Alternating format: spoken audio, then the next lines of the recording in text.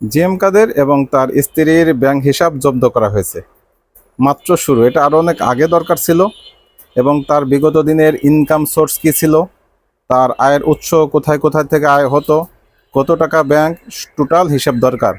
কারণ এই জিএম কাদের এরাই কিন্তু মূলত দীর্ঘদিন আওয়ামী লীগকে ক্ষমতায় রেখেছে, শেখ হাসিনাকে ফ্যাসিস্ট হতে সহায়তা করেছে।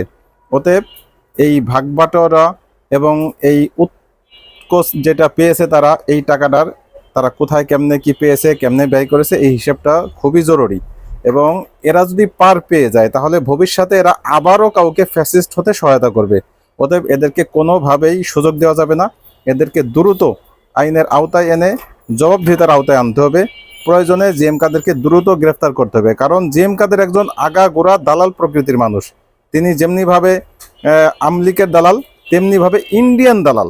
বিগত নির্বাচনের আগে আমরা সেটা স্পষ্ট দেখেছি যে ইন্ডিয়া থেকে আসার পরে তিনি বলেছেন সাংবাদিকদের যে ভারতের গুরুত্বপূর্ণ ব্যক্তিদের সাথে অনেক বিষয়ে কথা হয়েছে, তবে তাদের অনুমতি ছাড়া কোনো কিছু প্রকাশ করা যাবে না।